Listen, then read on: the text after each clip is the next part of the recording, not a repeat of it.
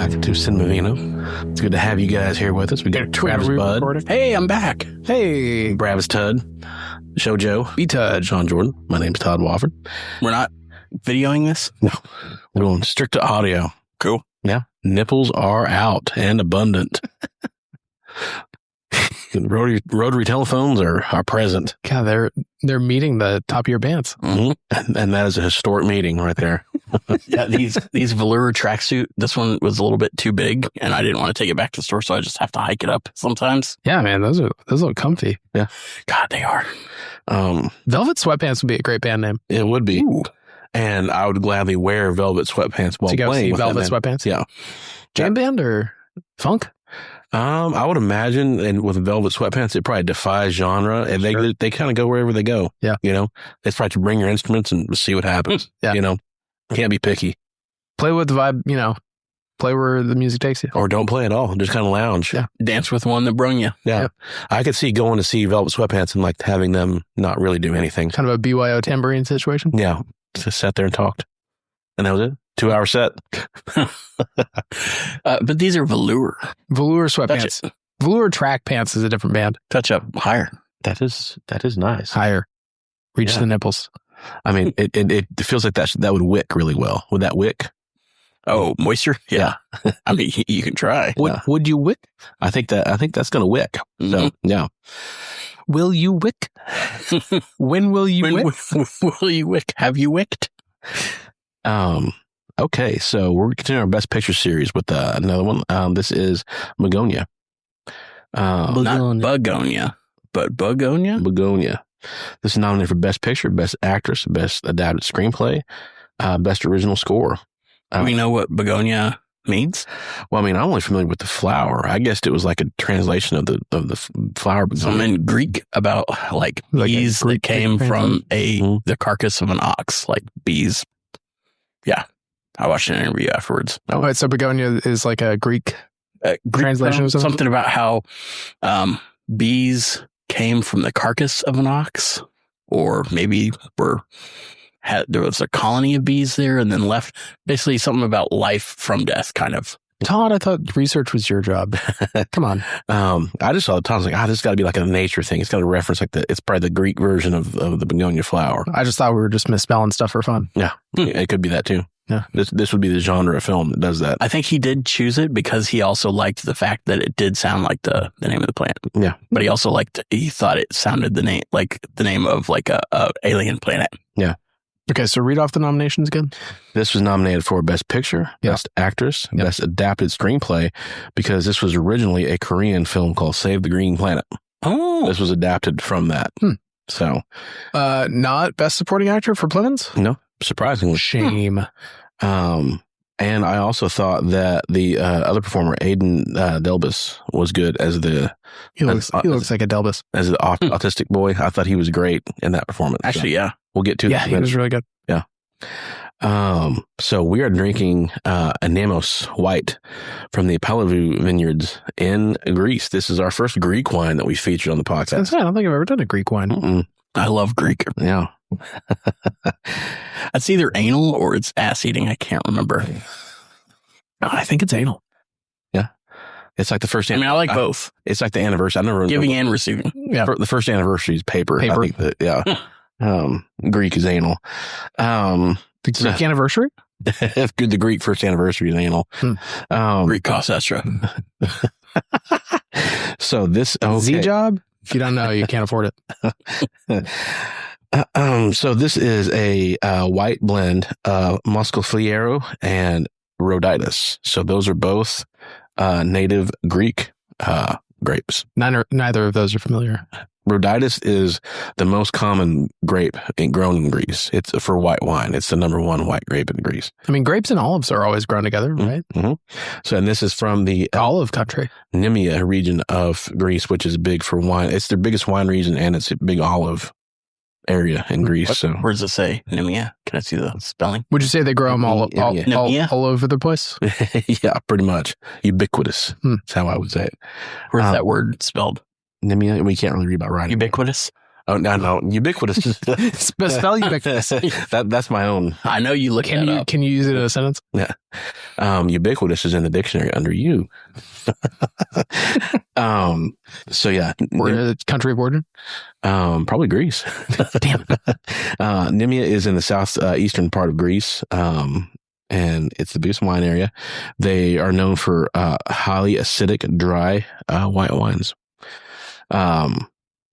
So this is going to be I think I've always heard that Greek wines can be kind of either they could favor limestone, they could favor resin. This one to me has kind of a mineral, like fruity flavor to it. Yeah, it's mineralic. Pretty refreshing. Not heavily acidic. I'd pair this with an ass. For the first anniversary. Yeah. Mm-hmm. To get those peach notes. Cannons. I'd say, yeah, either ass or feta cheese, whichever one. Both. Terroir. Depending on what's on the charcuterie board. Ass or feta cheese. Did you say charcuterie? Yeah. Shitcuterie was excellent. Well done. No. So yeah, this is going to be an interesting white wine. 12.5. Yeah. And about $15 a bottle, so not bad. But yeah, we're doing this because the director of this film, Yorgos Lanthimos, is Greek. So, and I said off podcast, that's the most Greek sounding name I've ever heard in my entire life. Yes. Yorgos Lanthimos. And it's unusual because, yeah, he did The Favorite. He did, was it Pretty Things? I think at this point, he just makes a movie, it gets a Best Picture nomination. Yeah. It's his own category of, okay, we have one reserved for Yorgos. Yeah. Oh, yeah. What was it? Poor Things or Poor Things? Poor Things. I Okay. think it's a Pretty Thing, but yeah, Poor Thing. What was he did another one that was surprised. He did The Lobster. Yes, that's the first one I think I ever saw. With Colin Farrell. Mm-hmm. And then Mhm. he did the one after Poor Things, before Bugonia. Yeah, I don't remember the name of it. Also had Emma Stone. Mm-hmm. Oh, I didn't see it. And I reviewed it, but I don't remember what it was called. So there you go. Blanking on it. Acts of Kindness? No. Yes, Kinds of Kindness. Kinds of Kindness. That's what it was. Is this the Yorgos Emma Stone trilogy? Yeah. They got 3 back to back to back. I'm convinced that he's just writing weirder and weirder movies for her to see if she'll balk, and just like waiting until she says no. And she's in. So far, she's in. Yeah. All right. For this one, I'm going to shave your head. Yeah, you're going to be an alien in a ship of goo. Whoa. Spoilers. Oh, yes. Of course. Spoilers. There will be spoilers here. So we will eventually get to the movie's twist. I have strong opinions about that. I'll be curious to see what you guys think. What a twist. This had a budget of about $50 million. It grossed total about $41.6 million worldwide. So it did not turn a profit, but I imagine this will do well on streaming. Yeah, I was going to say, this is a streaming baby. Yeah. Now that it's nominated for all these Academy Awards, people will find that it's on Peacock if you're looking for it out there. Well, I think a lot of movies now are getting sent to streaming sooner to do some numbers there. Yeah, didn't Amazon just bought some stuff and they only wanted movies in theaters for like 14 days? No, I think that was a Netflix thing. Is they were going to do Netflix. It was because when Netflix was talking about acquiring WB, they were like, the sweet spot is 17 days in the theaters and then streaming. Yeah. Get it to streaming as soon as possible. Yeah. And a lot of people were really pissed about that. Yeah. That'll be the end of theaters as we know it. Well, I don't know why you can't run them concurrently, right? Yeah. Especially if you're Netflix and have all that money. Yeah. What difference does it make? Yeah. Well, what are you going to do? Yeah. So basic plot of this is, I would describe this as a dark fantasy sci-fi comedy / social satire.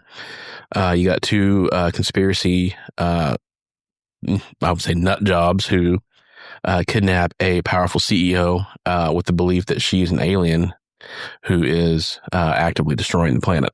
Well, one conspiracy nut job and his accomplice. Yes. His cousin. Yeah.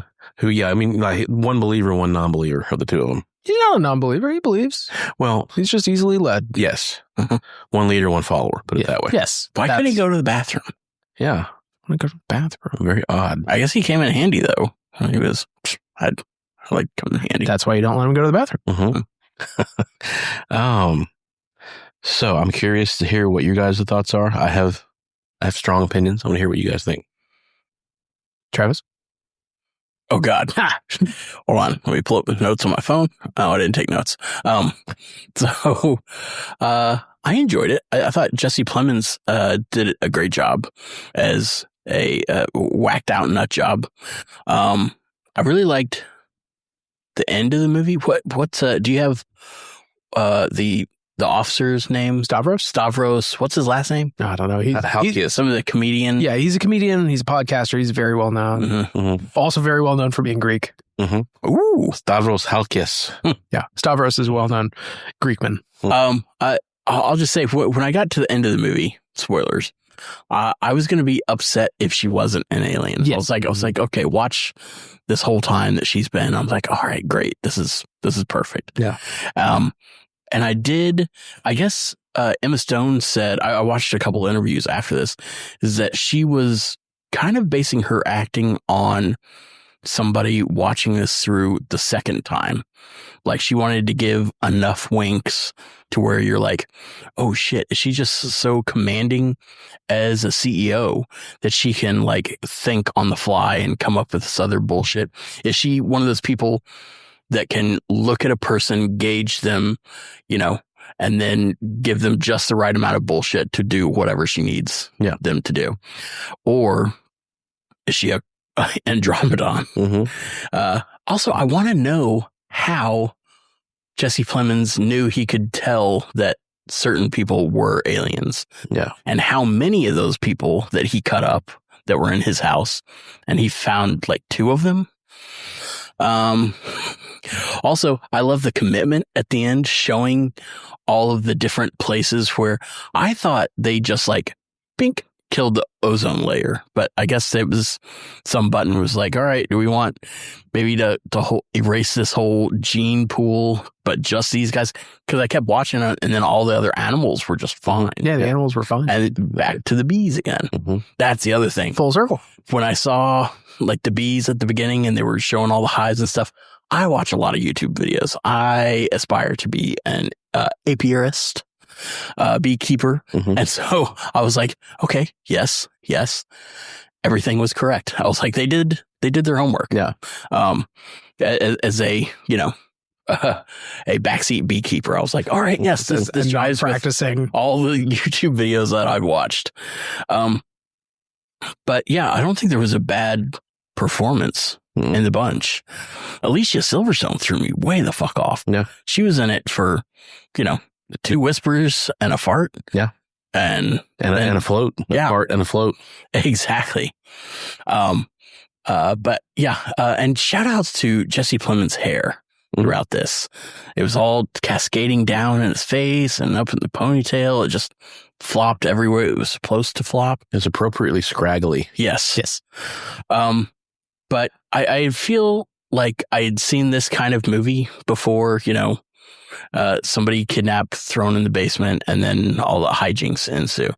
And so this was fine. Mm-hmm. It was entertaining. What would you give it? 6.5. Okay. Mm-hmm. No. Sean?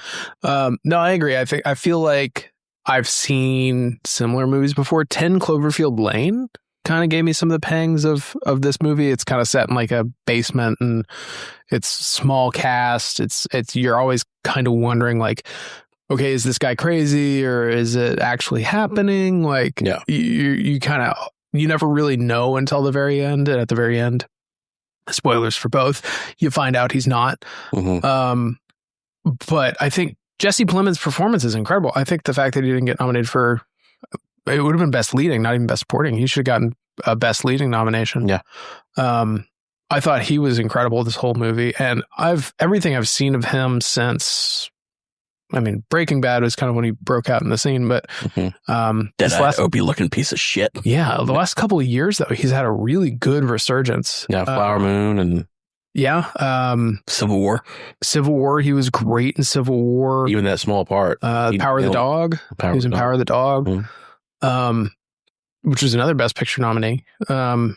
No, I think he was incredible. Emma Stone was awesome. Mm-hmm.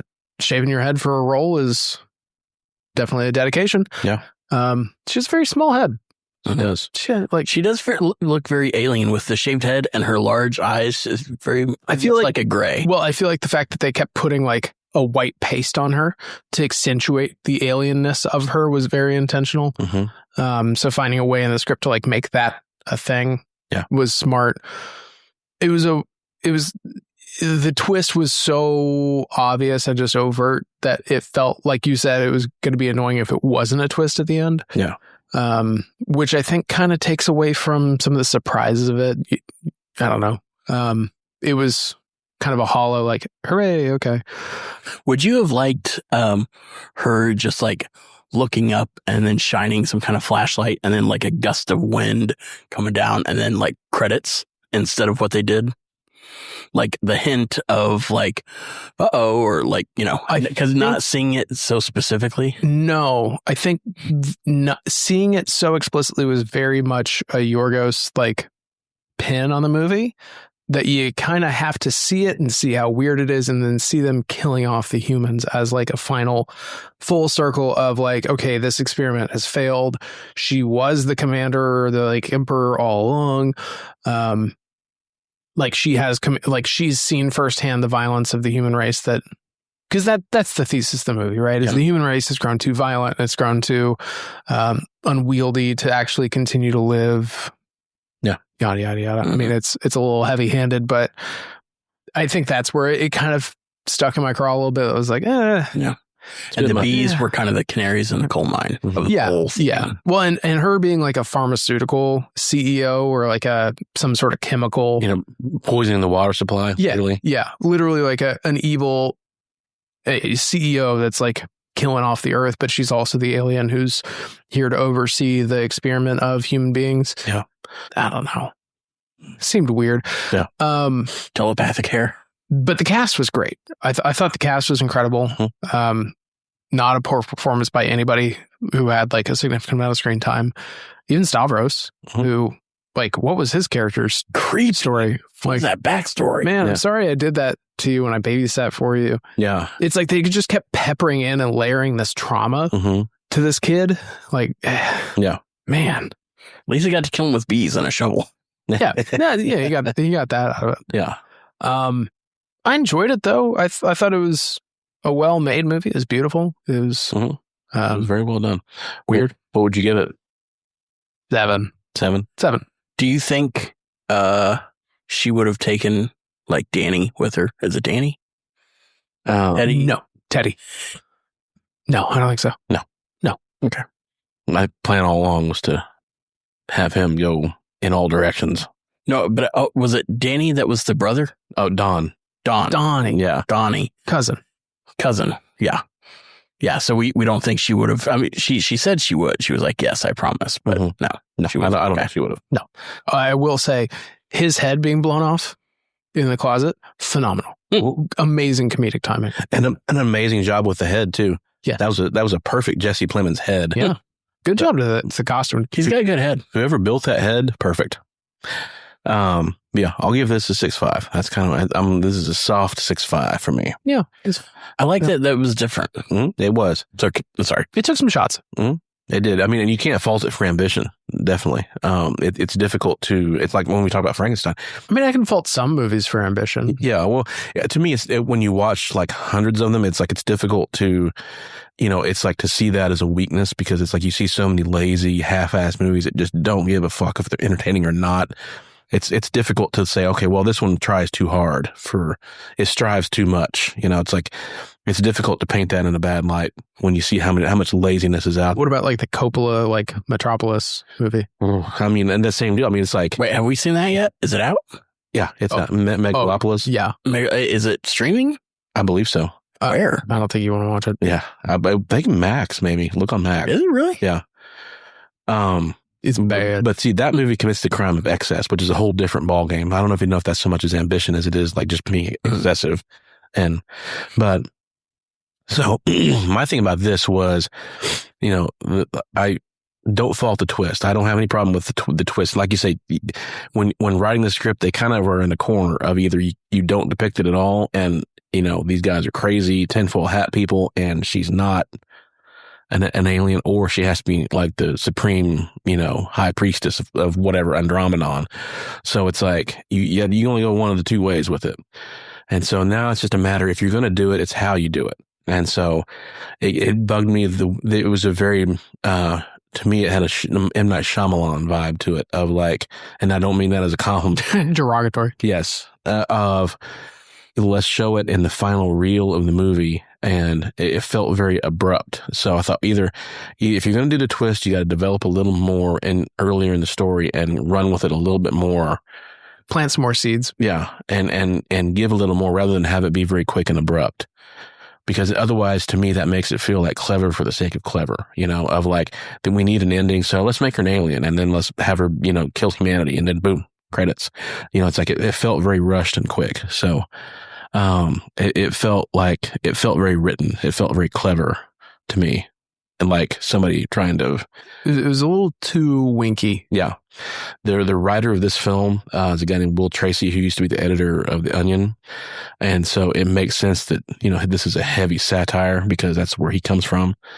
But it didn't connect with me. Like the twist, the way it was, not necessarily the twist itself, but the way it was handled. The adaptation was written by a guy at The Onion. Okay. Mm-hmm. So he had seen the movie or the original one. Okay. And I believe the director of the original Korean film is one of the producers of this film. So he came over. Nice. So yeah. Okay. And I believe Ari Aster was gonna direct this instead of Yorgos. This was originally going to be him, which kind of feels more up his alley than Yorgos. But I don't know. This feels like a Yorgos. He kind of steered it that way. What else did Ari Aster do?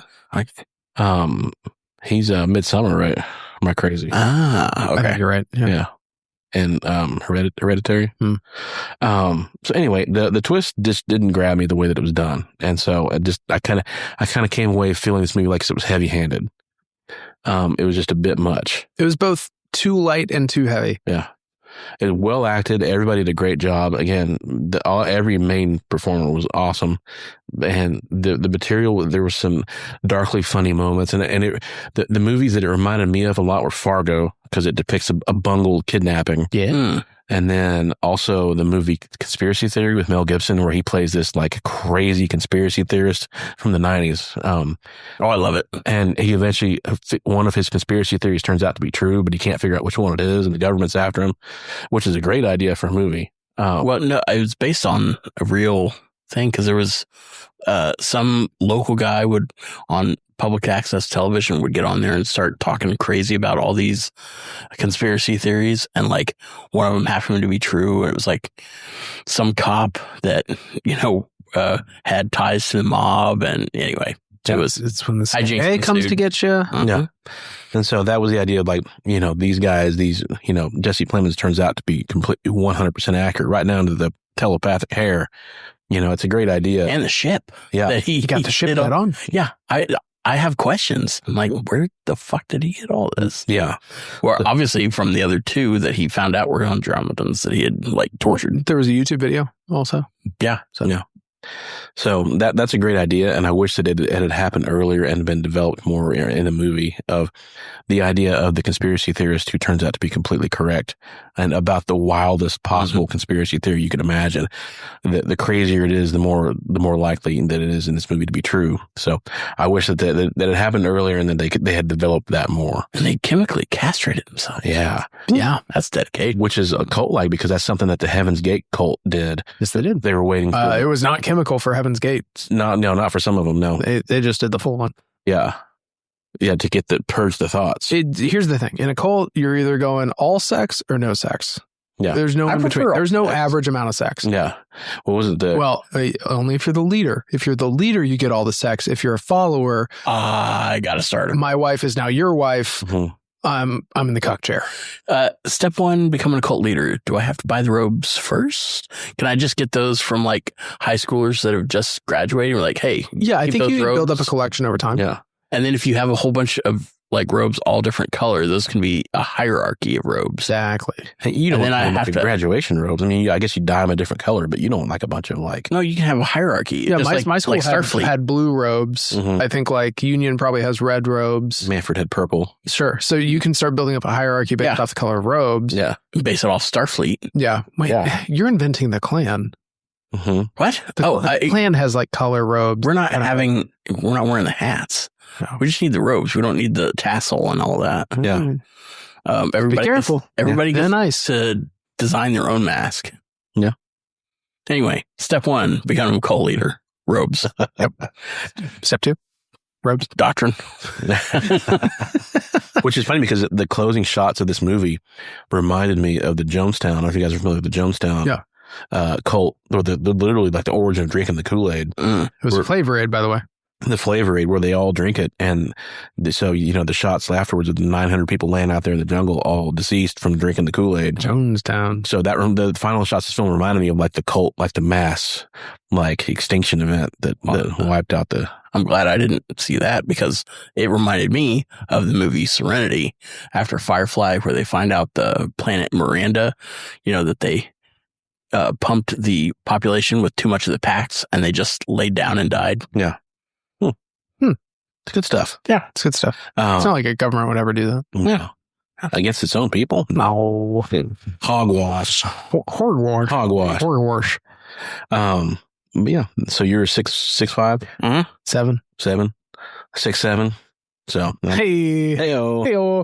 We're hitting the kids. We're gonna get popular. Oh yeah. Skibbity. I think Skibbity Toilets, it's over. I think that one's done. I know, but I'm bringing it back though. It's already retro. Yep. Aren't they making a movie? Skibbity Toilet movie? What? I hope so. I thought that was a thing. I don't even know what I just said. But yeah, I would say I'm 6'5". So we agree. We're in the ballpark. Yeah. Average it out to like a 6.9. Mm-hmm. Hey-o. Nice. Hey-o. But Anemos white, Greek, white blend, about $15.99 wherever your Greek wines are sold. And yeah, great movies only drunker. Tune in next time. We're going to talk about F1, which is also my favorite function key on the computer. So should be good. What do you use that for? I think to get like the help button. If you do Shift F1, doesn't that bring up help? You need a lot of help. Yeah. You a big help guy? I can be. Yeah. Yeah. I like F4. Yeah. F4 is nice. Yeah. That's F5. F12 is cool if you ever want to see the back end. Yeah. Oh, I like seeing the back see end. into the Matrix. But yeah, we will see you guys next time. All right. Bye.